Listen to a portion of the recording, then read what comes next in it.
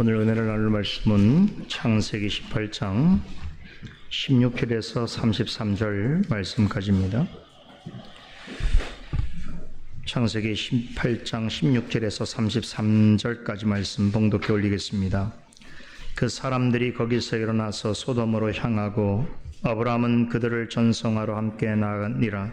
여호와께서 가라사대 나의 하려는 것을 아브라함에게 숨기겠느냐? 아브라함은 강대한 나라가 되고 천하 만민은 그를 인하여 복을 받게 될 것이 아니냐?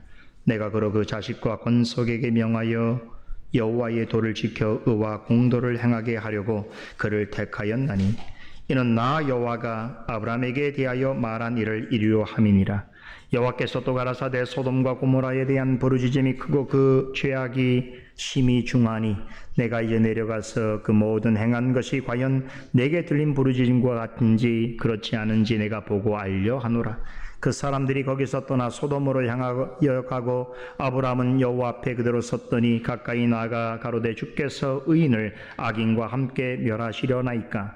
그 성 중에 의인 50이 있을지라도 주께서 그것을 멸하시고 그 50 의인을 위하여 용서치 아니하시리이까? 주께서 이같이 하사 의인을 악인과 함께 죽이심은 불가하오니 의인과 악인을 균등히 하심도 불가하니이다. 세상을 심판하시는 이가 공의를 행하실 것이 아니니까?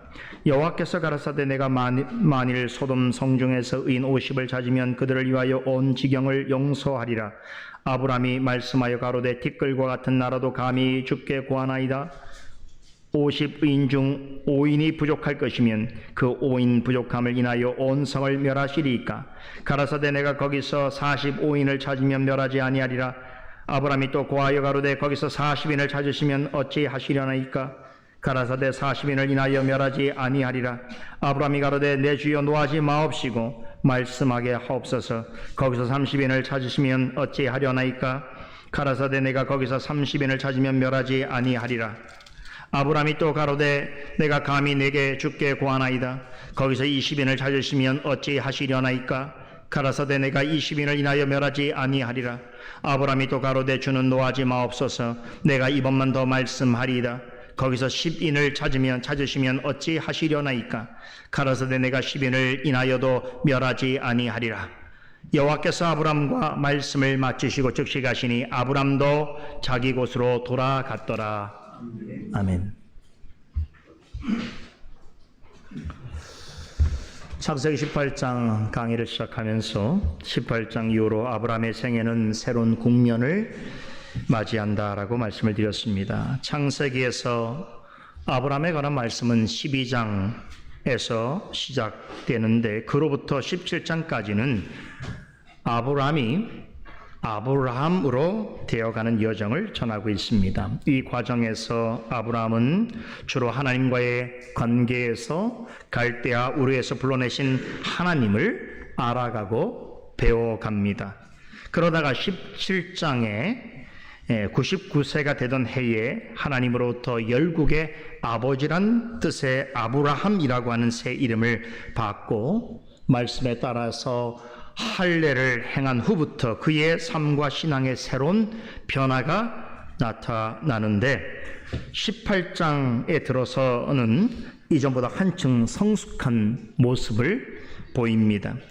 그 전까지만 하더라도 자신과 관련된 일과 자신의 가정과 후손이 받을 복에만 관심을 기울였다면 18장 이후로는 하나님의 율법의 핵심이라고 할 수 있는 하나님 사랑과 이웃 사랑을 구체적으로 행함으로 나타냅니다.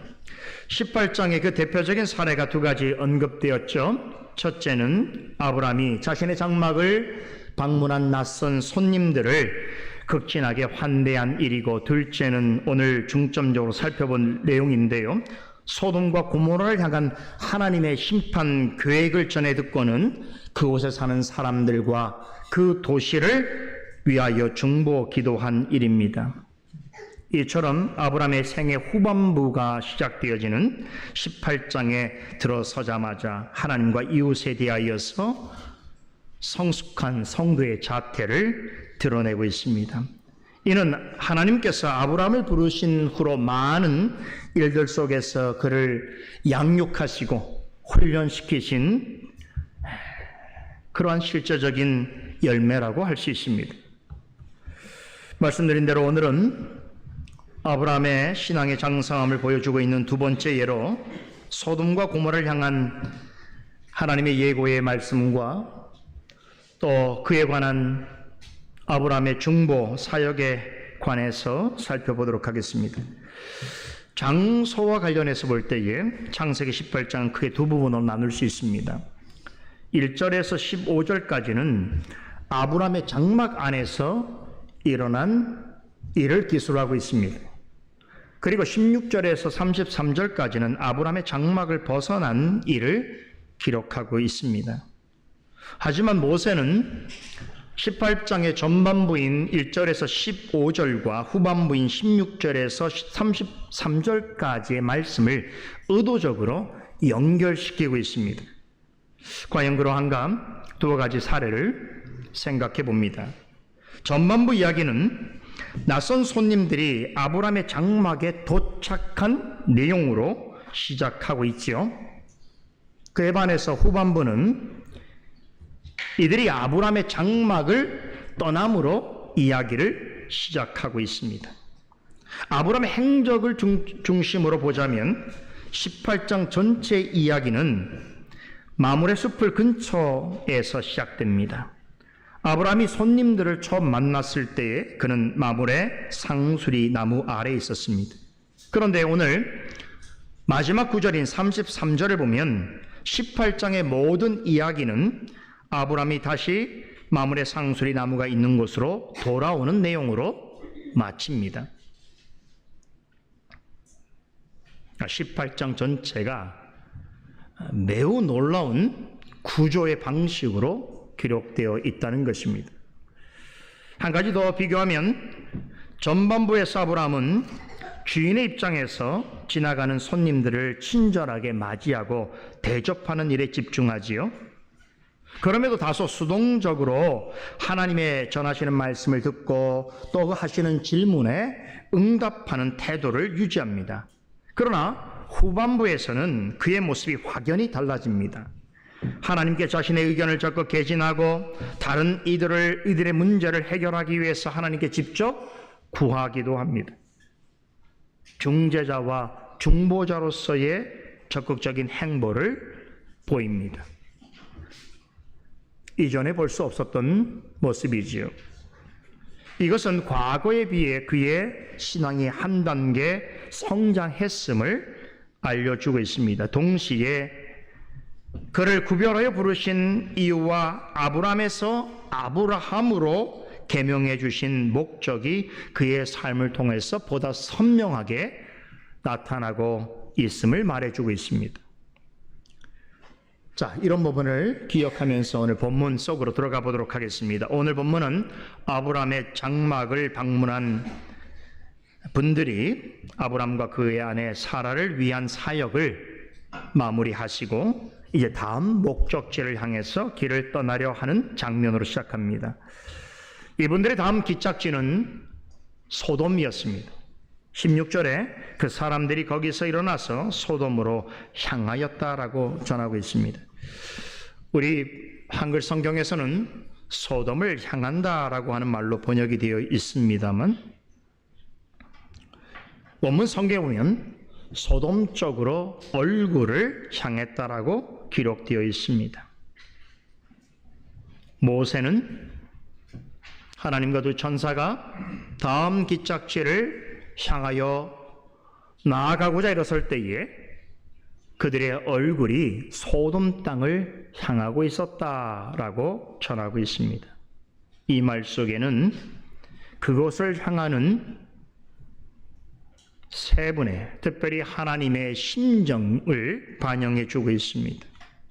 다시 말해서 우리는 이 구절을 통해서 하나님의 표정에 커다란 변화가 발생했음을 직감할 수 있습니다.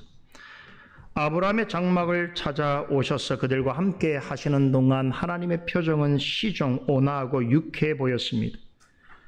아브라함과 사라와 집안에 거하는 모든 이들을 참으로 자비롭고 밝은 표정으로 바라보셨습니다. 사라가 하나님의 말씀에 대해서 불신을 드러냈을 때에도 그녀를 찾으신 하나님은 아브라함에게 나타내신 동일한 엘샤다이 하나님이심을 그녀에게 상기시키시면서 그러므로 하나님의 약속은 반드시 이루어질 것을 재확인해 주셨습니다.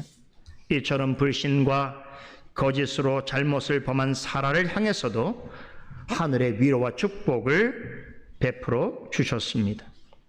하지만 그들의 장막에서 일어나 소돔 땅을 향하여 가고자 하실 때에 사뭇 다른 표정을 지으셨습니다. 얼굴을 소돔 쪽을 향하여 돌리실 때의 표정은 아브라함의 장막에 머무실 때의 그 표정과는 완전히 달랐습니다. 마치 저주받을 자들을 정자로 오실 심판주의 얼굴이었습니다. 이와 관련해서 마태복음 24장 41절에 보면 마지막 날에 심판주로 오실 주께서 그때 어떤 사람들을 향하여 이렇게 외치실 말씀을 전합니다. 또 왼편에 있는 자들에게 이르시되 저주받을 자들아 나를 떠나 마귀와 그 사자들을 위하여 예비된 영원한 불에 들어가라 라고 명하실 것이라고 말씀합니다. 소돔 땅을 향하여 얼굴을 드실 때에 하나님의 표정이 딱 이와 같았습니다.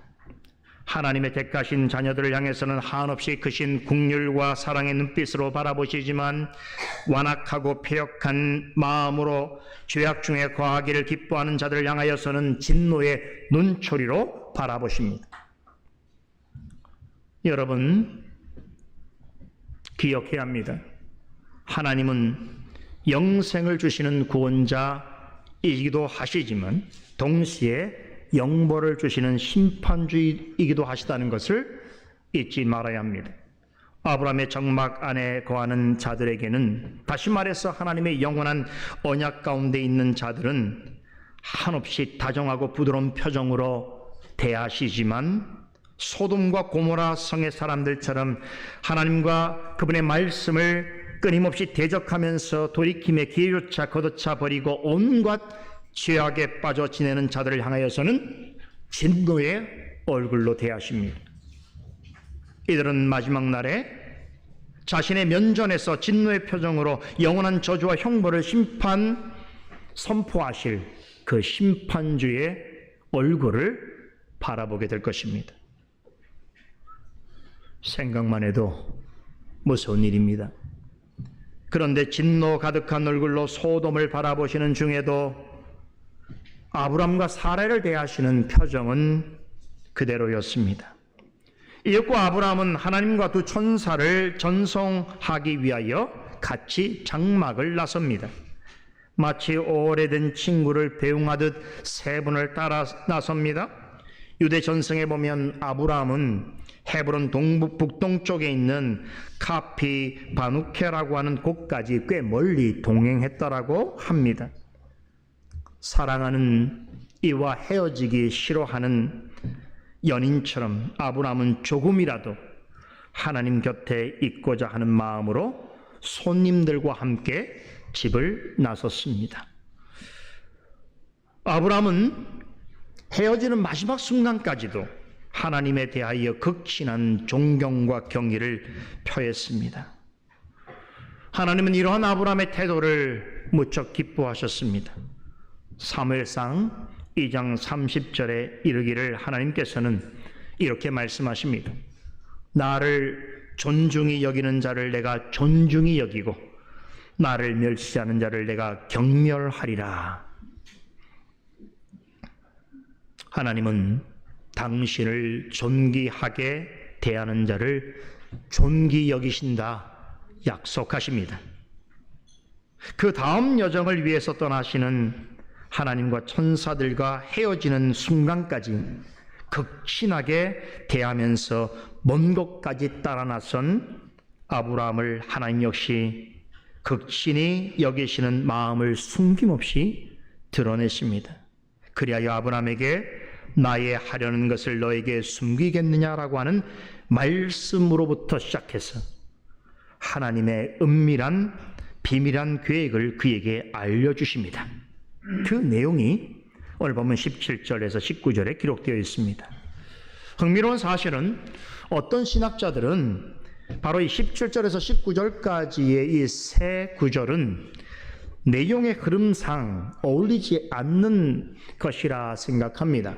이것은 참으로 후대에 첨부된 내용이기 때문에 오늘 본문을 제대로 이해하기 위해서는 17절에서 19절까지의 내용은 건너뛰고 20절부터 읽고 이해하려고 해도 무방하다라고 주장합니다. 하지만 저는 이 견해에 동의하지 않습니다. 이 세 구절은 하나님을 존귀하게 여기는 자를 하나님께서도 존귀하게 대하신다는 말씀이 정녕 옳다는 것을 증거해 주고 있습니다. 그리고 18장 전반부 부분을 해설하면서 제가 하나님께서 아브라함의 장막의 사람의 모습으로 찾아오신 것은 하나님께서는 엘사다의 하나님 곧 전능하신 하나님이시면서도 다른 한편으로는 그에게 친구 같은 분이시다는 것을 알려주시기 위함이라고 말씀을 드렸는데 모세는 이 세 구절을 통해서 아브라함은 하나님의 사랑하는 것이요 가장 아끼는 친구였다라고 하는 것을 증거해 주고 있습니다. 이 세 구절을 빼게 되면 우리가 앞서 우리가 말씀을 살펴보았던 그 의미를 충분히 이해하기가 어렵습니다. 여러분, 정말로 친한 친구라면 어떻게 지냅니까? 그런 친구가 있습니까? 아마 그런 친구라면 오래간만에 보더라도 서로 마음을 터놓고 이야기할 것입니다. 마음속에 깊은 생각을 나누게 되겠지요. 그렇지 않습니까? 정말로 친한 친구라면 남에게 말하지 못할 비밀도 나눌 수 있습니다.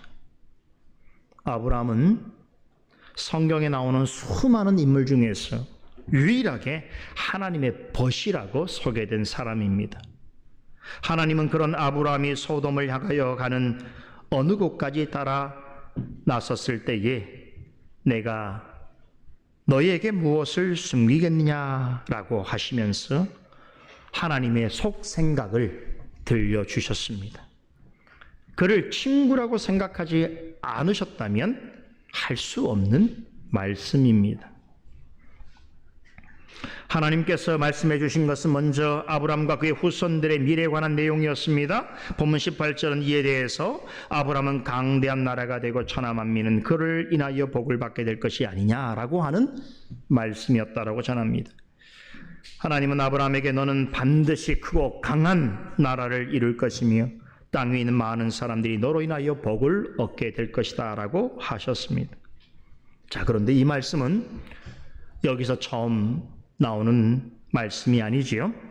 아브라함을 처음 부르셨을 때에 창세기 12장에서 하나님께서 너는 너의 본토 친척 아비 집을 떠나 내가 내게 지시할 땅으로 가라고 하셨을 때에 바로 그 다음에 하신 말씀을 기억하십니까? 12장 2절로 3절의 말씀에 너를 축복하는 자에게는 내가 복을 내리고 너를 저주하는 자에게는 내가 저주하리니 땅의 모든 족속이 너를 인하여 복을 얻을 것이니라 라고 말씀하셨습니다. 오늘 자신을 따라서 먼 길까지 나와준 친구 같은 아브라함에게 하나님께서 말씀하신 이 소개 말씀은 창세기 12장에 이미 말씀하신 그 내용을 요약한 것입니다. 우린 여기서 한 가지 중대한 사실을 깨닫게 됩니다. 하나님은 아브라함을 불러내실 때에 하셨던 그 약속을 단 한 번도 잊지 않고 계셨습니다. 어느 때에 그 당사자인 아브라함조차 그의 아내조차 그 사실을 잊었었고 또 성경을 읽고 말씀을 듣는 자리에 있는 우리도 가끔 종종 늘 잊고 있을 때가 많지만 하나님은 약속하신 말씀을 절대로 잊지 아니하십니다. 영원토록 기억하십니다. 하나님은 당신과 두 천사를 배웅하기 위해서 먼 길을 마다하지 않고 동행해준 아브라함에게 가장 사랑하는 벗이요 친근한 친구에게 소개 말을 전하듯이 갈대아 우르에서 불러내실 때 약속하셨던 그 말씀을 다시금 상기시키셨습니다. 이어지는 19절에 보면 한 가지 놀라운 표현이 나옵니다. 하나님이 아브라함을 택하였다라고 하는 말입니다. 성경에서 하나님의 선택이라고 하는 표현이 여기서 처음 등장하고 있습니다. 하나님의 부르심은 하나님의 선택과 밀접한 관련성이 있습니다. 하나님이 아브라함을 부르신 것은 영원전에 그를 구원하시기로 선택하셨기 때문입니다. 그럼 그를 택하여 부르신 목적은 무엇인가? 그로 하여금 하나님이 원하시는 신령한 나라를 이루고 그와 함께 택하심과 부르심을 입은 땅 위의 많은 사람들에게 하나님의 약속하신 복을 함께 받아 누리게 하시기 위해서입니다. 그러니까 분명한 것은 아브라함은 자신 개인의 구원만을 위해서 택하여 부르심을 받은 것이 아닙니다. 하나님이 약속하신 구원과 영생을 다른 사람들에게 증거하고 또 그들에게 흘려보내는 신령한 축복의 통로 역할을 하도록 그를 구별하여 부르신 것입니다. 이 거룩한 목적을 위해서 하나님께서는 그를 불러내셔서 모든 구원받는 자들을 대표하여 그와 더불어 언약을 맺으셨습니다. 친히 그와 더불어 언약을 맺으심으로 아브라함의 언약 가운데 있는 그의 모든 영적인 자손들을 아브라함에게 그리하셨던 것처럼 하나님의 사랑하고 아끼는 벗이요 친구로 받아들여 주셨습니다. 본문 19절에 택하였다라고 하는 말은 이러하신 하나님의 의도를 잘 드러내주고 있습니다. 그런데 우리말 성경에 택하다라고 하는 말로 번역이 되어 있습니다만 원문 성경을 보면 택하다는 말의 히브리어는 야다라고 하는 단어로 쓰여져 있습니다. 야다 많이 들어보셨죠? 야다 우리말로 알다, 이해하다, 친해지다라고 하는 뜻입니다. 이 단어는 주로 부부 사이의 성관계를 통해서 하나가 된다는 의미를 지니고 있습니다. 부부 사이는 세상에서 가장 깊고 친밀한 관계입니다. 둘이 하나인 것을 실제로 경험할 수 있는 유일한 사이가 부부입니다. 그렇듯이 하나님과 아브라함의 관계도 그러한 부부처럼 엄청나게 깊고 친밀하다는 것을 이해시켜 주시기 위해서 하나님께서는 아브라함에게 친히 내가 너를 알았다라고 하는 표현으로 말씀하신 것입니다. 내가 너의 남편으로 너를 알았다라고 하는 그런 의미인 것이죠. 하나님과 아브라함이 이렇게 뗄래야 뗄 수 없는 특별하고도 친밀한 관계를 맺고 있다는 것을 확증해 주는 것이 언약입니다. 그런데 언약에는 쌍무성이라고 하는 특징이 있습니다. 언약은 두 당사자 간에 맺는 것이기에 각자에게 주어진 책임이 있고 언약의 내용을 완수해야 하기 위해서 서로 노력해야 하는 부분이 있습니다. 그런데 우리 창세기 15장에서 헷불 언약을 통해서는 그 언약이 하나님이 주도하시는 일방적이고 단독적이고 무조건적인 성격의 언약의 특징이 잘 드러났다면 17장의 할례 언약에서는 하나님의 언약에 참여하는 자들에게 요구되어지는 순종과 지킴 역시 매우 중요하다라고 하는 사실도 배웠습니다. 하나님과 언약을 맺는 당사자의 위치에 있을 때에는 언약에 대한 분명한 책임이 동반되어집니다. 하나님의 언약 백성으로서 마땅히 지켜 행해야 하는 일들이 있는 것이죠. 본문 19절 상반절에서 하나님은 아브라함에게 이에 대해서 말씀하십니다. 두 가지 당부를 하시죠. 즉 하나님과 언약을 맺은 백성으로서 마땅히 네가 해야 할 일들에 대해서 두 가지를 요약해서 말씀하십니다. 첫째는 자식들과 자손들에게 잘 가르치라는 것입니다. 무엇을 가르치시라는 걸까요? 아브라함을 불러내셔서 그와 더불어 영원한 언약을 맺으신 그 하나님, 그리고 그 언약 안에 담겨있는 하나님의 뜻과 약속을 그 자신과 후손들에게 잘 가르치고 기억나게 하라는 것입니다. 지금은 아브라함에게 주어진 이 언약의 책임은 교회 안에서 믿음의 부모들에게 주어져 있습니다.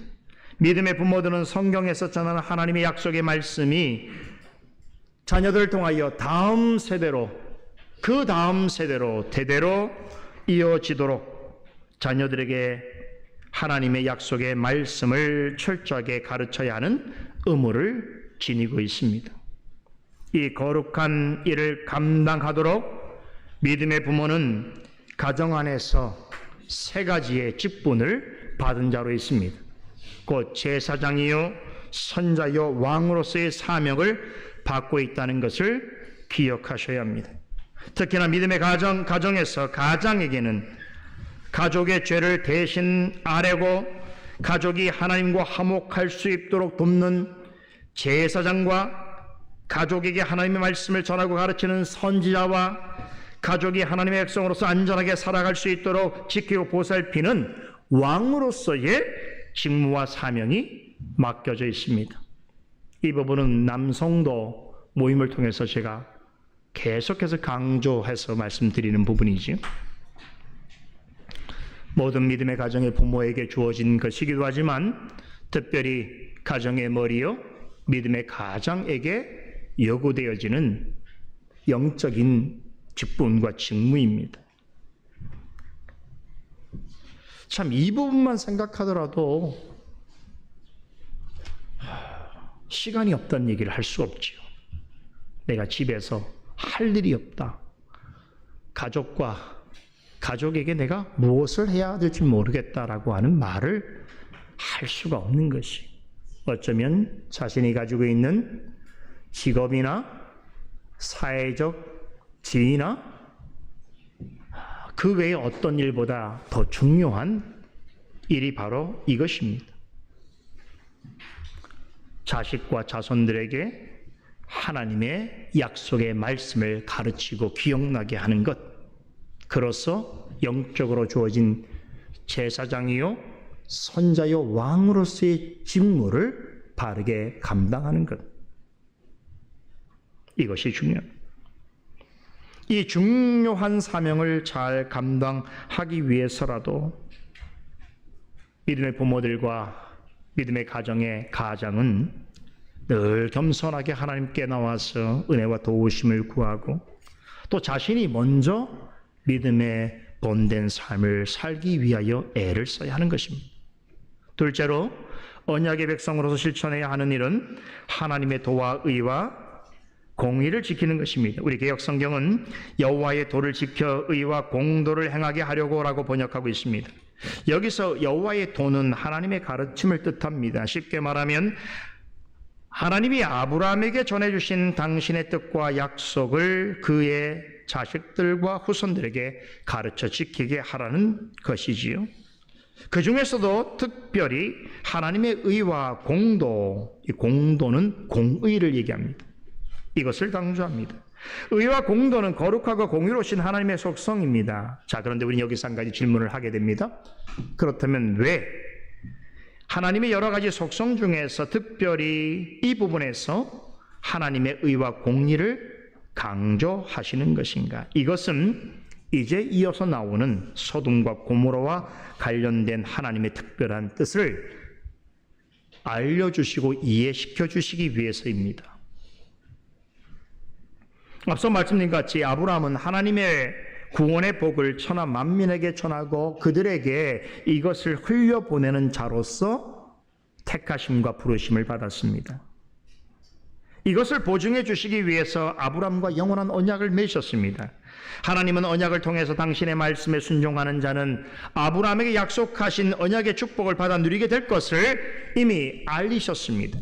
하지만 하나님을 거부하고 그분의 말씀에 순종하지 않는다면 마지막 날에 공의로우신 하나님의 심판대 앞에 서게 될 것이요, 그때에는 이 땅에서 하나님에 대하여 행한 모든 반역적 행위에 대하여서 하나님의 합당한 보응을 받게 될 것입니다. 이 또한 언약을 통하여서 말씀하셨습니다.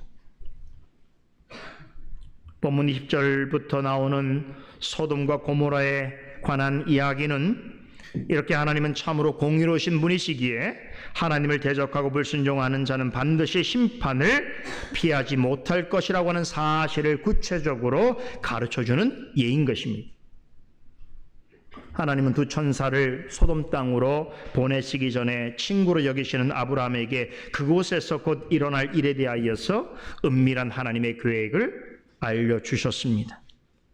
두 천사를 그곳으로 보내시는 이유는 소돔과 고모라를 심판하시기 위해서입니다.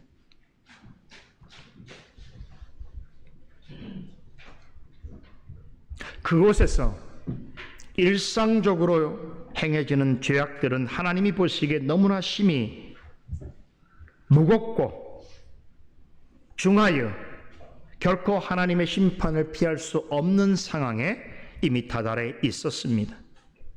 하나님은 그 심판을 시행하기 위해서 그곳으로 두 천사를 보내실 참이었습니다. 자, 그런데 20절과 21절에 우리가 주목해야 될 또 한 표현이 나옵니다. 소돔과 고모라의 부르짖음이라고 하는 말이 반복해서 나옵니다. 소돔과 고모라의 부르짖음은 하나님께서 천사들을 그곳으로 보내셔서 심판을 행하시게 된 직접적인 원인이 되는 표현입니다. 소돔과 고모라에서 들려온 부르짖음은 우리가 통상적으로 알고 있는 억압받고 학대받는 자들이 하나님께 고통을 호소하는 소리와 다릅니다. 그 소리가 아닙니다. 철저하게 하나님의 존재를 부정하고 하나님의 법을 무시하는 자들이 부패한 세상과 타락한 육체의 욕망을 쫓아 살아가면서 조화라 하고 그러므로 마구잡이로 악행을 저지르는 행위를 청각적으로 묘사한 것입니다. 하나님은 어떠한 경우에도 자기 백성이 부르짖는 소리를 외면하지 아니하십니다. 기억나시죠? 가인이 동생 아벨을 돌로 쳐서 죽일 때에 아벨은 아무도 보지 못하는 곳에서 한마디 말도 남기지 못한 채 비명 행사했습니다. 하지만 하나님께서는 그의 부르짖음을 들으셨습니다. 동생을 무참하게 죽인 가인에게 이렇게 말씀하셨지요. 내 아우의 핏소리가 땅에서부터 나에게 호소하고 있구나. 아벨의 죽으면서 부르짖는 그 소리를 오직 하나님께서만 들으시고 그 가해를 그를 가해한 가인에게 하나님께서 직접 내가 그 부르짖는 소리를 들으셨다라고 말씀하셨습니다. 고로 세상에 그 누구도 보지 못한 일이지만 아무런 증인이 없지만 오직 하나님만이 증인으로 있는 일이다라고 말씀하신 것입니다. 그러므로 가인에게 부과될 형벌은 공의로운 하나님의 올바른 집행이었던 것입니다. 과거에 이스라엘 백성을 애굽에서 이끌어내셨던 것도 그들이 고통 중에서 부르짖는 소리를 들으셨기 때문입니다. 그런데 하나님은 이와 전혀 다른 부르짖음에도 귀를 기울이십니다. 다른 부르짖음이란 타락한 세상에서 일어나는 온갖 종류의 죄악들이 내는 소리입니다. 하나님은 사람들이 악한 일을 행할 때에 토해내는 거칠고 비열한 숨소리까지 다 들으십니다. 소돔과 고모라라고 하면 악한 도시의 대명사로 알려져 있습니다. 그래서 이제 사람들은 소돔과 고모라에 비하면 우리가 살고 있는 이 세상은 훨씬 낫다라고 생각합니다. 뭐 그런 점이 전혀 없는 것은 아니나 본질적인 면에 있어서는 지금의 세상은 소돔과 고모라와 크게 다르지 않습니다. 미국의 유명한 부흥사 빌리 그레함이라고 하는 분이 있지요. 이분이 8, 90년대에 미국뿐 아니라 온 세계의 복음지휘권에서 유명한 부흥사로서 참 많은 일을 하셨는데 이분이 80년대에 미국 사회에 대해서 이런 말을 남겼습니다. 만일 하나님이 지금의 미국을 심판하지 않으신다면 소돔과 고모라에게 사과하셔야 한다라는 말을 했습니다. 대단히 도발적인 표현이죠. 그러나 그 시대를 살아본 우리들은 귀담아 들어야 할 이야기입니다. 그의 말은 오늘날 현대사회가 얼마나 부패하고 타락한 지경에 있는가를 여실히 증언해주고 있기 때문입니다. 앞으로 소돔과 고모라의 죄악성에 대해서 좀 더 자세히 살펴볼 기회가 있겠습니다만, 과거에 소돔과 고모라에서 일상적으로 일어났던 비인간적이고 비정상적이며 비윤리적인 행위들이 오늘 우리 시대에는 완전히 단절되었다라고 말할 수 있는 그리스도인은 아무도 없습니다. 그와 비슷하거나 그보다 더 악한 죄악들이 오늘날에도 여전히 계속되고 있습니다. 소돔과 고모라 사람들이 사악한 일을 행할 때마다 토해냈던 그 악한 부르짖음이 오늘날에도 수많은 도시와 마을에서 사람들이 모이는 곳에서 매일같이 매초, 매분, 매시간 일어나고 있습니다. 하나님은 이 모든 악한 소리들을 다 들으시고 다 감지하십니다. 그 같은 악한 소리를 들으시면서도 우리가 상상할 수 없는 인내로 참고 계십니다. 왜일까요? 우선은 아직 세상을 불러 심판할 때가 이르지 않았기 때문일 것이고, 한 가지 더 중요한 이유는 그러한 중에도 여전히 구원받을 백성들이 도처에 남아있기 때문일 것입니다. 그런데 하나님은 소돔과 고모라를 향해서는 심판을 시행하고자 하셨습니다. 하나님은 소돔과 고모라의 멸망을 통해서 온 인류를 향하여 마지막 날의 모든 죄와 모든 죄인에 대하여 반드시 심판하실 것이라고 하는 확실한 예표로 삼기를 원하셨습니다.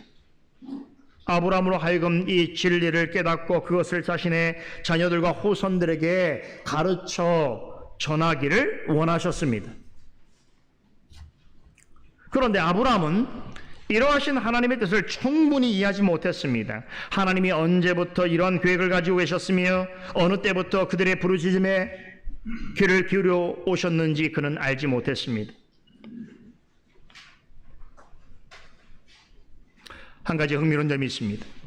하나님은 아브라함에게 소돔과 고모라를 향한 심판 계획을 긴 말로 설명하지 아니하십니다.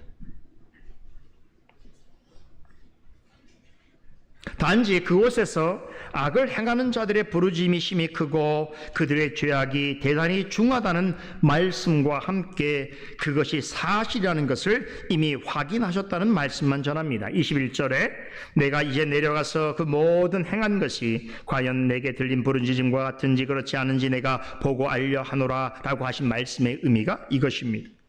하나님이 행하시는 일에 대하여 의아해하고 꼭 그렇게 하셔야만 하는가 하는 의문을 가지는 사람들이 많습니다. 그러한 하나님의 조치가 과연 공정하고 공평한 것인지 또 하나님의 사랑에는 배치되는 것은 아닌지 따져 묻는 이들도 많습니다. 그렇죠? 세상에 일어나는 어떤 일들 중에 하나님이 행하신 일이라고 할 때에 많은 사람들은 하나님이 왜 그런 일을 행하셨는지 따져 묻습니다. 아마 어느 순간에는 아브람도 이같이 생각했을 수도 있습니다. 그런데 하나님은 이에 대해서 이미 내다보고 이미 알고 계셨습니다. 하나님께서 행하시고자 하는 일에 있어서는 조금의 실수나 후회가 없습니다. 하나님은 무슨 일이든지 아주 정확무한 신적인 지식을 근거하여 그 일을 행하십니다. 다만 우리가 그런 하나님의 지식을 이해하지 못할 뿐인 것입니다. 하나님은 이 같은 말씀을 아브라함에게 전하신 후에 두 천사를 소돔 땅으로 보내십니다. 이제 아브라함과 하나님만 남게 되었습니다. 아브라함은 여호와 앞에 그대로 서 있었습니다. 참 흥미로운 말이에요. 지금까지도 아브라함은 하나님과 동행하는 삶을 살아왔는데 그가 하나님 앞에 여호와 앞에 서 있다라고 하는 이 말은 처음 나오는 표현입니다. 하나님 앞에 서 있다라고 하는 이 말은 구약 성경에서 주로 두 가지 의미로 사용됩니다. 거룩하신 하나님을 예배하고 경배할 때에, 혹은 특별한 사명을 맡은 자로서 하나님을 섬길 때에 주로 이 표현이 사용됩니다. 이 두 가지 개념은 아브라함에게도 적용될 수 있습니다. 그는 두렵고 떨리는 심정으로 하나님을 경배하는 태도로 하나님 앞으로 다가갔습니다. 또한 그는 마치 기름 부은 자와 같은 모습으로, 즉 제사장과 선자와 왕이 하나님 앞에서 주어진 거룩한 직무를 수행하듯이 그는 소돔과 고모라 사람들을 위해 중재하고 중보하는 사역자의 모습으로 하나님 앞으로 나아갔습니다. 그런 아브라함의 모습을 하나님께서는 기꺼이 받아들이셨습니다. 이어서 하나님과 아브라함 사이에 놀라운 대화가 진행됩니다. 소돔과 고모라를 향한 하나님의 심판 계획을 두고서 하나님과 아브라함 사이에 대화가 시작됩니다. 참, 이 장면만 보더라도 하나님과 아브라함 사이가 얼마나 돈독하고 친밀한가를 알 수 있습니다. 하나님은 아브라함을 진짜 당신의 사랑하는 벗이요 친구로 대하셨습니다. 그렇지 않았다라고 한다면 감히 거룩하신 하나님 앞으로 다가갈 엄두조차 내지 못하였을 것입니다. 18장 전반부에서 하나님이 두 천사와 함께 아브라함의 장막을 차셨을 때에도 하나님과 아브라함 사이에 대화가 있었습니다. 재미있는 것은 그때는 주로 누가 물었습니까? 하나님이 물으셨어요. 그리고 아브라함은 답변했죠. 하나님께서 아브라함에게 사라는 어디 있느냐? 사라가 속으로 왜 웃고 있느냐라고 물으셨습니다. 그런데 오늘 본문에서는 하나님과 아브라함 사이의 대화는 계속 지속되고 있지만 이전과 분위기가 많이 다른 것을 볼 수 있습니다. 이번에는 아브라함이 하나님께 묻고 하나님께서 답변하십니다. 아브라함은 곧 소돔과 고모라를 심판하실 것이라는 하나님의 심판 계획을 듣고는 깜짝 놀라며 주께서 의인을 악인과 함께 멸하시려나이까라고 묻습니다. 여러분, 이 말이 어떻게 들립니까? 주께서 의인을 악인과 함께 멸망시키실 작정입니까? 이렇게 들리지요? 어떻게 보면 하나님의 심판 계획이 포기되기를 바라는 그런 마음을 담은 질문처럼 여겨질 수 있습니다. 그러나 하나님은 이렇게 질문하는 아브라함을 결코 나무라지 않으십니다. 오히려 그의 의견을 존중할 뿐만 아니라 그의 제안을 받아들이고 심지어는 그의 제안을 조율하시기까지 하십니다. 그것은 아브라함을 벗으로 여겨주시기 때문이기도 하지만 무엇보다도 이 일을 통해서 아브라함이 할 일이 있음을 알고 계시기 때문입니다. 하나님 앞에서 중보자로서의 사역을 감당하는 것을 기쁘게 여기셨기 때문입니다.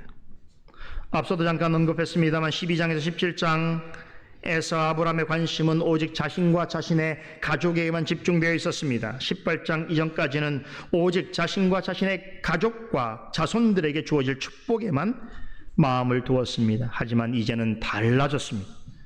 자신과 아무런 상관이 없는 사람들의 죄악의 문제를 가지고 하나님께 나아가 간구하고 있습니다. 물론 그 중에는 그의 사랑하는 조카 롯과 그의 가족들도 포함되어 있습니다만 아브라함의 감심과 기도는 보다 많은 사람을 향하고 있습니다. 그는 소돔과 고모라 성에 롯 말고도 구원받을 사람이 더 많이 있을 것이라고 생각했습니다. 그런데 그들이 악인들과 함께 멸망당한다면 어떻게 되겠는가? 이것이 큰 걱정이었습니다.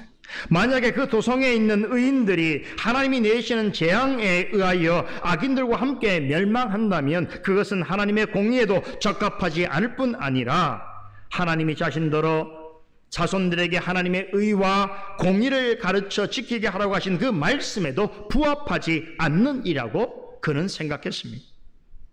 그래서 자신이 직접 나서서 하나님께 중보 기도를 드리게 되었던 것입니다. 하지만 정교하게 본다면 아브라함의 생각에는 분명한 한계가 있습니다. 그는 하나님의 기쁘신 뜻과 사유하심에 믿지 못하는 생각을 하고 있습니다. 그럼에도 하나님께서는 그의 중보 기도를 기뻐하셨습니다. 아브라함은 자신에게 은밀하게 들려주신 말씀을 들은 후에야 소돔과 고모라를 향해서 그 심판을 시행하시겠다는 하나님의 의지를 알게 되었습니다. 하지만 그렇다고 해서 하나님의 뜻을 모두 다 안 것은 아닙니다. 언제 어떻게 행하실지 그는 알지 못했습니다. 그는 소돔과 고모라를 향한 하나님의 심판 계획에 대해서 좀 더 명료하게 알기를 원했습니다. 이것을 알기 위한 가장 좋은 방편이 무엇인가? 바로 기도입니다. 본문 23절에서 33절까지의 말씀은 하나님 편에서 보자면 아브라함과의 대화라고 볼 수 있겠습니다만 아브라함의 입장에서 본다면 이것은 하나님께 드린 기도입니다. 이 본문을 아브라함의 기도라고 볼 때에 우린 여기서 비록 하나님의 뜻에 완벽하게 일치하는 기도는 아닐지라도 하나님께서 기뻐 받으시는 기도가 지니고 있는 몇 가지 중요한 원리를 배우게 됩니다. 첫째, 타인을 위한 기도입니다. 아브라함이 하나님께 구해달라고 기도하는 대상은 그 자신도 그의 가족도 그의 조카 롯도 아닙니다.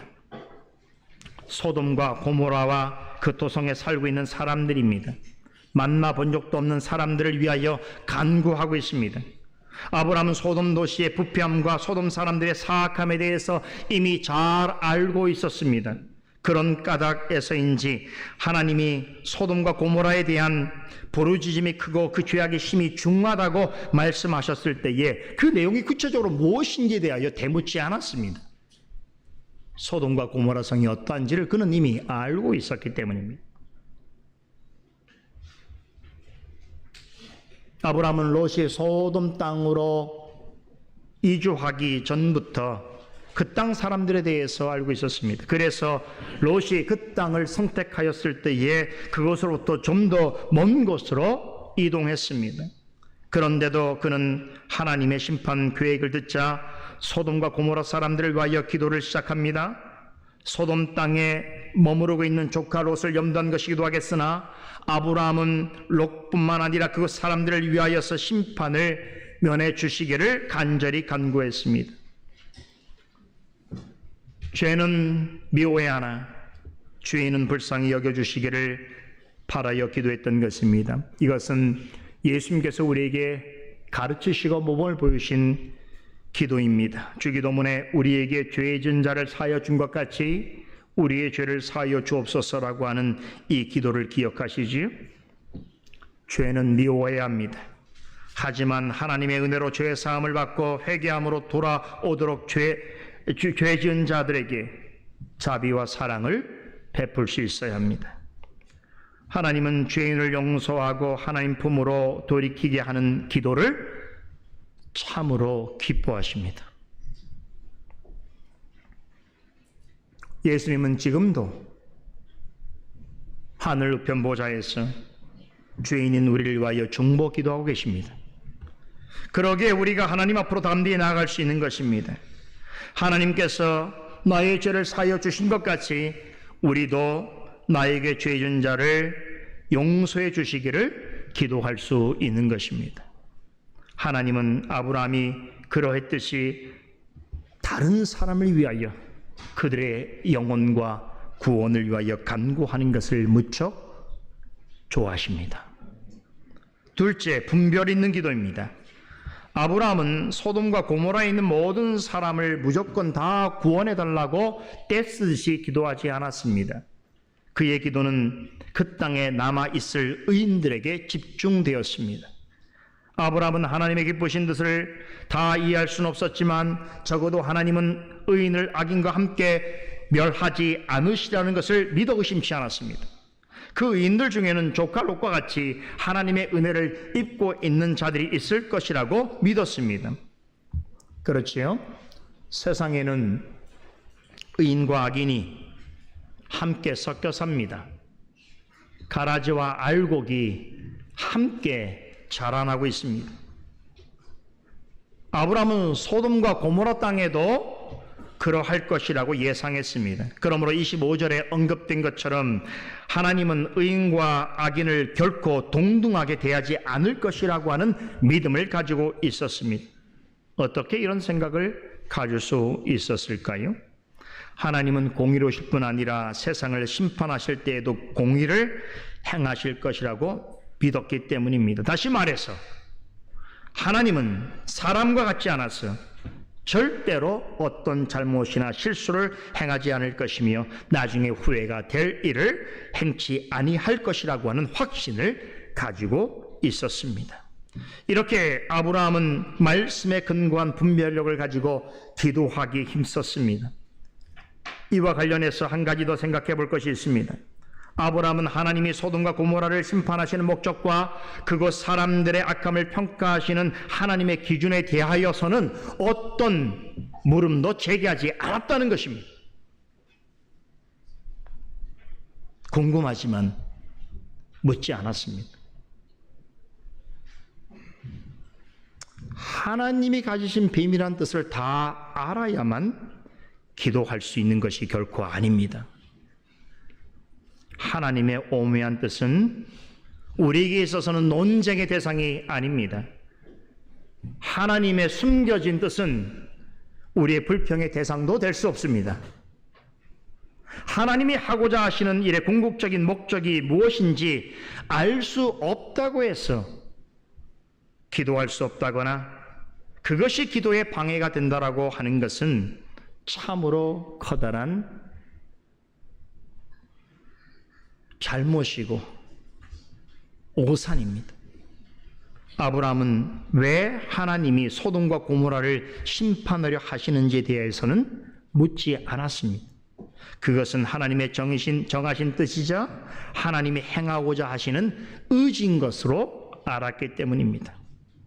이러한 본질적인 하나님만이 행하실 그 뜻과 의지에 대하여서 의문을 가지는 것은 전능하시고 절대적인 하나님에 대한 월권적 행위인 것입니다. 기도할 때도 그것을 생각했던 것이죠.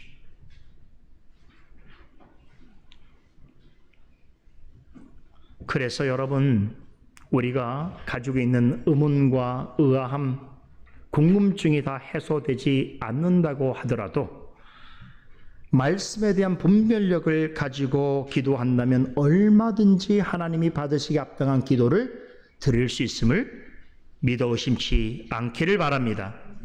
셋째, 겸손한 기도입니다. 혹자는 오늘 본문을 보면서 매우 당혹스러워했을 수도 있습니다. 아브라함의 기도하는 모습을 다소 불편한 시선으로 바라볼 수도 있었을 것입니다.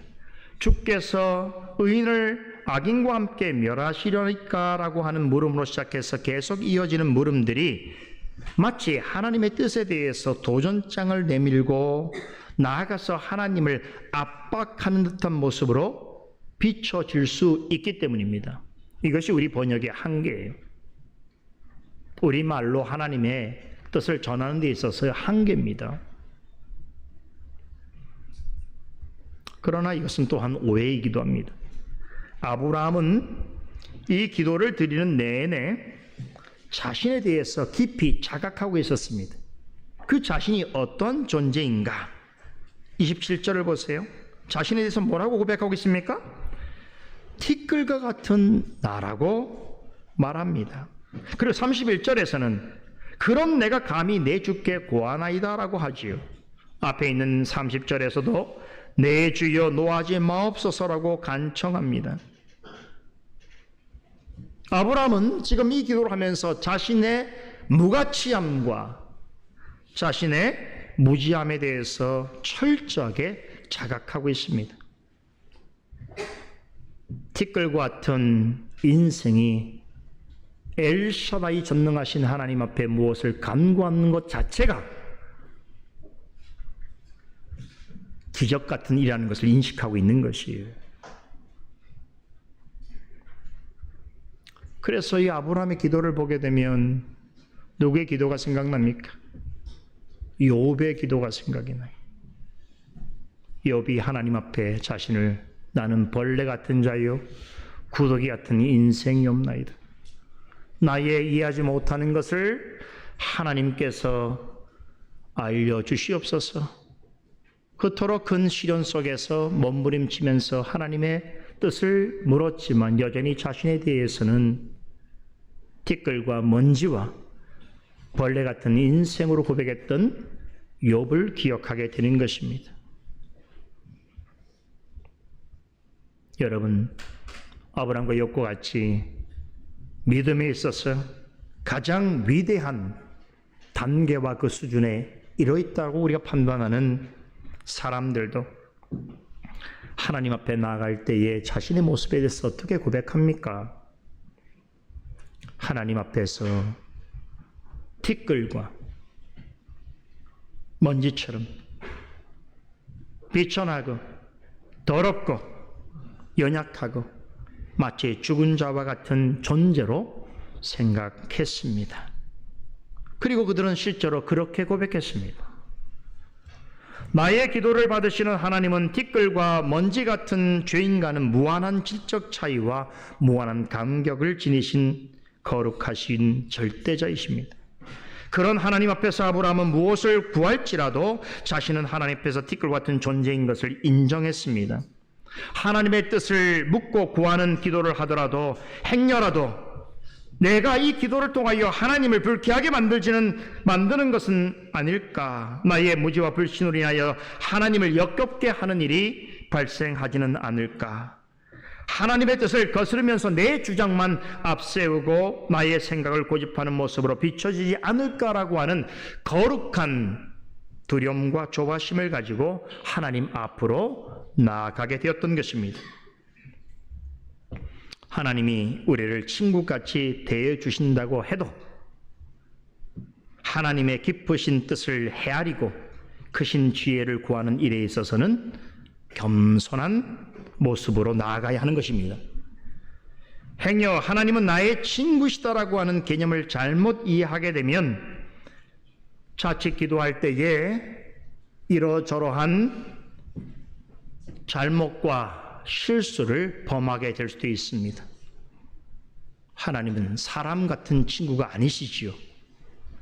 하나님이 친구라고 하는 것은 절대자이신 분이 우리에게 한없이 적응하여 주셨다라고 하는 하나님의 크신 은혜를 나타내는 하나님의 뜻이지, 그러므로 우리가 하나님과 함부로 겨룰 수 있는 존재라고 하는 뜻으로 받아들이면 안 된다는 것입니다.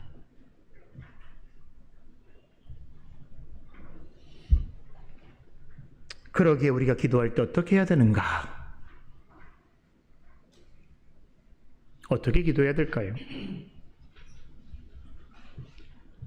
우리의 기도는 그리하여 우리의 중보자이신 예수 그리스도를 통하여 나아가야 하는 것입니다. 그리고 우리의 기도의 힘을 더해 주시고 우리로 하여금 하나님의 뜻을 합당하게 간구하도록 도우시는 성령님을 의지해야 하는 것입니다. 그렇지 않으면 그저 나의 궁금함만 묻고 나의 한탄만 하고 내 입장만 앞세우는 자기 주장이 될 수 있는 것이. 하나님께서는 이렇게 그리스도 안에서 성령을 통하여 구하는 겸손한 기도를 좋아하십니다. 넷째, 마지막입니다. 낙심치 않는 기도입니다. 소돔과 고모라의 심판 계획을 듣고 아브라함은 처음에는 그곳에 의인 50만 있다면 그 땅을 용서해 주실 것을 간청했습니다. 하나님께서는 이 제안을 받아들이셨습니다. 하지만 이후에 아브라함의 요구는 45명, 40명, 30명, 20명, 10명의 의인을 찾는 데까지 6번이나 반복해서 계속 이어집니다. 결과적으로 본다면 아브라함의 이런 계획은 실현 불가능한 것이었습니다. 그러나 하나님께서는 그의 기도가 잘못되었다라고 말씀하지 아니하십니다. 오히려 그의 요청이 있을 때마다 끝까지 들어주시고 마지막까지 그의 편에 서주십니다. 분명히 아브라함의 판단은 잘못된 것이었지만 소돔과 고모라 사람들을 위해서 6번이나 같은 기도를 하는 것을 허용하셨습니다. 우리의 기도가 무한정되는 것이 아니에요. 하나님께서 받아주시고 허용하시는 선까지 우린 기도할 수 있습니다. 그 선까지는 하나님이 다 받아주셔요. 하나님이 허용하시는 선까지는. 그런데 그 하나님의 허용하신 선이 어디냐? 그것을 판단하는 게 신앙이겠죠? 성숙함이겠지. 비록 소돔과 고모라에 10명의 의인이 없어서 하나님의 심판을 피할 수 없게 되었지만, 다시 말해서 하나님이 계획하신 대로 심판이 시행되게 되었지만, 오히려 이 일을 계기로 하나님은 타락한 도시들과 수많은 악인들보다 한 사람의 영혼이 하나님께로 돌아오고 구원받는 일이 훨씬 더 중요하고 가치 있다는 것을 가르쳐 주셨습니다. 소돔과 고모라는 우리가 생각하는 것보다 훨씬 더 타락한 사회였습니다. 하나님이 보시기에 기뻐할 만한 의인 10명조차 찾을 수 없었습니다. 의인이 10명만 있었더라도 소돔과 고모라는 그렇게 철저하고 완벽하게 심판받지 않았을 것입니다. 그럼 왜 하필 심판을 저지할 최저선이 10명인가? 왜 10명의 의인들을 요구하시기까지 기다리셨는가? 아브라함이 롯과 그의 가족을 생각했다면 4명까지도 내려갔어야 하지 않는가? 그렇죠. 그런 생각하세요? 그런 질문이 생길 수 있지요? 그럼에도 왜 아브라함은 계속 중재하지 아니하고 10명에서 끝났는가? 이 질문에 답하려면 당시 히브리 4에서 10이라고 하는 숫자가 어떤 의미를 가지고 있는지를 알아야 합니다. 히브리인들에게 10이라고 하는 숫자는 2가지를 의미합니다. 첫째는 완전성을 상징합니다. 그리고 둘째는 10은 공동체를 이루는 최소한의 단위를 뜻합니다. 그런데 의인 10명도 찾을 수 없었다는 것은 소돔과 고모라가 당장 하나님의 심판을 받아도 이상하지 않을 만큼 하나님 보시기에 완벽하게 타락한 세상이었음을 말해줍니다. 히브리 남자 10명이 있으면 회당을 세울 수 있습니다. 그런데 그 사이에 10명의 의인이 없었다는 것은 하나님의 기준에서 가장 작은 믿음의 공동체조차 구성할 수 없을 정도로 사회 전체가 완전히 망가져 있었다라고 하는 뜻입니다. 여러분, 개인이든 사회든 민족이든 그 심판은 오직 하나님이 행하시는 일입니다. 이 말을 달리하면 하나님의 심판이 시행되기 전까지는 누구에게라도 회개하고 돌이킬 수 있는 기회가 주어집니다. 하나님의 은혜의 시간이 완전히 종료되기 전까지는 누구에게나 은혜 받을 때요, 구원 얻을 때인 것입니다.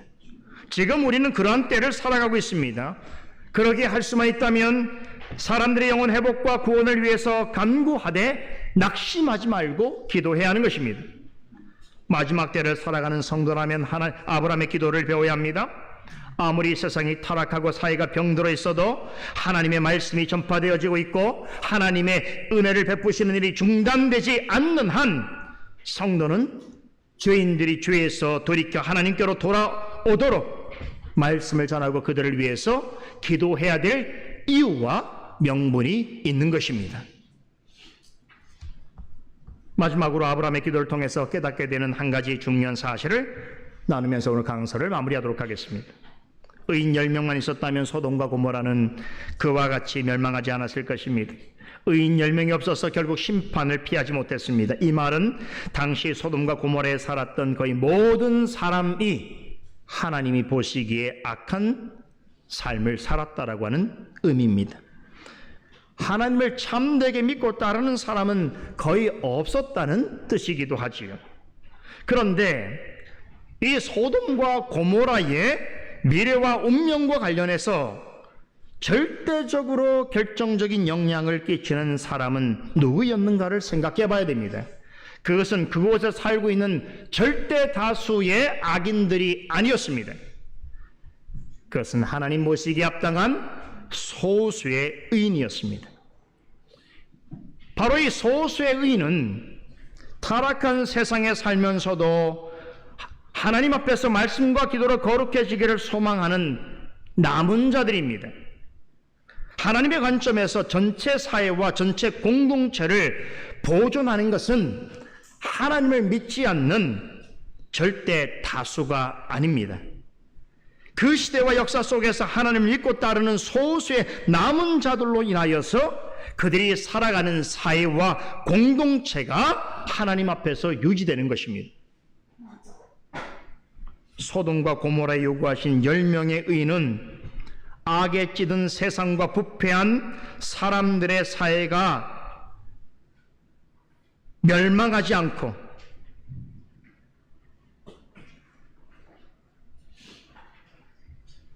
영이 될 수 있는 최소한의 숫자로서 하나님께서는 소돔과 고모라의 10명의 의인을 요구하셨습니다. 하나님께서 이 숫자를 마지노선으로 요구하신 것은 달리 말하면 적어도 의인 10명만 있었더라도 소돔과 고모라는 그렇게까지 심판받지 않았을 것이라는 뜻입니다. 앞서 말씀드렸듯이 지금 우리가 사는 세상은 본질적인 면에 있어서는 소돔과 고모라와 다를 바 없습니다. 그럼에도 우리가 사는 이 세상이 소돔과 고모라처럼 멸망당하지 않고 유지되고 보존되고 있는 것은 이 세상의 절대 다수를 이루고 있는 많은 사람들 때문이 아닙니다. 하나님을 알지 못하여 자신의 뜻대로 살아가는 사람들은 어떤 삶을 살더라도 하나님 앞에서 악인입니다. 그럼에도 이 세상이 당장의 소돔과 고모라 같은 운명에 처하지 않는 이유는 그 많은 하나님 보시기에 악인들 틈에서 하나님을 믿고 섬기는 거룩한 남은 자들이 비록 소수이지만 자신의 자리에서 신앙을 지키며 살고 있기 때문입니다. 이들은 우리 사회가 완전한 어둠에 질식되지 않도록 어둠을 몰아내는 빛과 같은 존재입니다. 이들은 이 세상이 죄로 인해서 완전히 부패하지 않도록 막아주는 소금과 같은 존재입니다.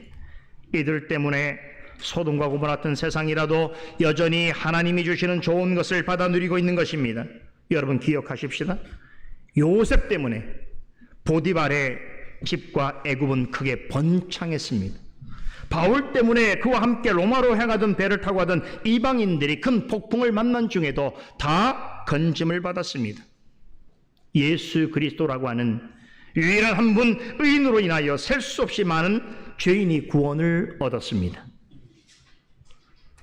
세상적인 관점에서는 늘 많은 다수가 소수보다 중요해 보입니다. 우리는 다수결의 사회에 살고 있습니다. 다수가 원하는 것이 여론이 되는 것이고 다수가 원하면 옳은 것이 된다고 믿는 세상입니다. 그러나 하나님의 시각에서 본다면 절대 다수의 사람보다 소수의 의인이 더 중요합니다. 이들이 세상을 보존하고 있고 세상 사람들까지 살리고 있습니다. 그러므로 하나님을 모르는 세상과 절대 다수의 사람들은 하나님이 사랑하시는 이런 자들, 소돔과 고모라의 멸망을 저지할 수 있는 10명의 의인같이 남아있는 하나님 앞에서의 남은 자들에게 감사해야 합니다. 그러나 그들은 결코 이 사실을 깨닫지 못합니다. 인정하지도 않습니다. 그럼에도 성도는 세상과 불신자에게 가장 선하고 좋은 것을 주고 나눌 수 있는 유일한 존재입니다. 이 세상에서 죽어가는 자에게 영생 얻는 길을 가르쳐주고 죄에 빠진 자에게 구원 얻는 방법을 알려주고 하나님이 주시는 은혜와 축복의 통로이자 거룩한 도구로 쓰임받을 수 있는 사람은 예수 그리스도로 말미암아 의롭다 하심을 얻은 소수의 남은 자들 뿐입니다. 하나님 편에 서 있는 소수가 나머지 모두를 살리고 전체를 보존하는 이 크고도 놀라운 역사에 귀하게 쓰임받는 여러분과 제가 되기를 간절히 소망합니다. 기도하겠습니다.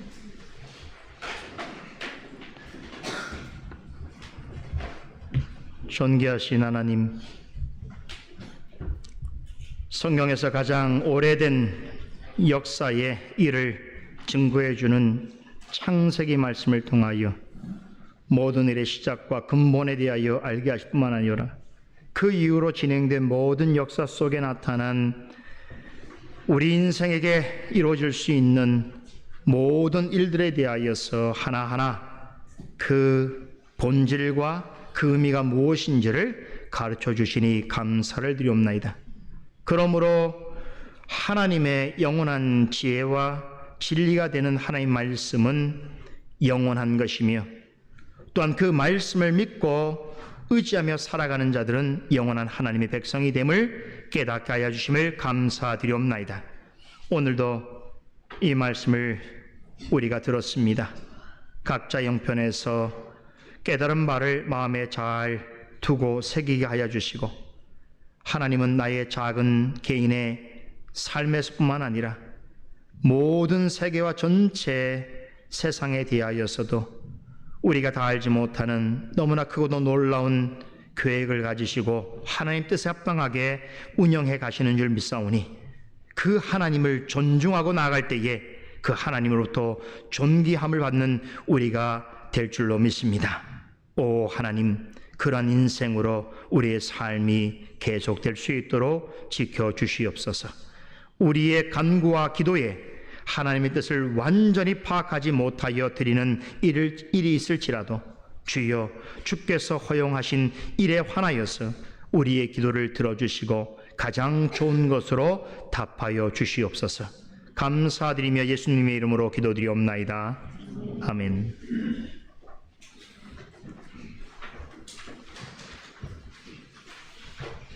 시편 찬송